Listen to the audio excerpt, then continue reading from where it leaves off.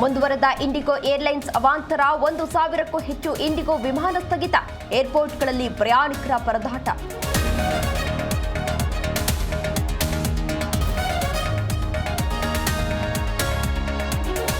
IndiGo ಸಮಸ್ಯೆಗೆ railway ಇಲಾಖೆ ಪರಿಹಾರ. ಪ್ರಯಾಣಿಕರ ಅನುಕೂಲಕ್ಕೆ ಮುಂದಾದ ರೈಲ್ವೆ ಇಲಾಖೆ ಎಸಿ ಕೋಚ್ ಅಳವಡಿಸಿ ಪ್ರಯಾಣಿಕರಿಗೆ ಸೇವೆ.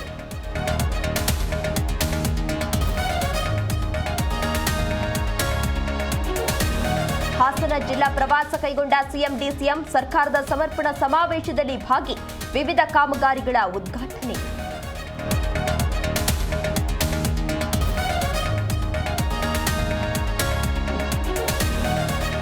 ಅಪರಾಧ ಕೃತ್ಯಗಳಲ್ಲಿ ಭಾಗಿಯಾದರೆ ಶಿಸ್ತು ಕ್ರಮ. ಖಾಕಿ ಕ್ರೈಂನಲ್ಲಿ ಭಾಗಿಯಾಗಿದ್ರೆ ಇಲಾಖೆಗೆ ಕೆಟ್ಟ ಹೆಸರು. ಪೊಲೀಸರಿಗೆ ಡಿಜಿಐಜಿಪಿ ಡಾಕ್ಟರ್ ಸಲೀಂ ಎಚ್ಚರಿಕೆ.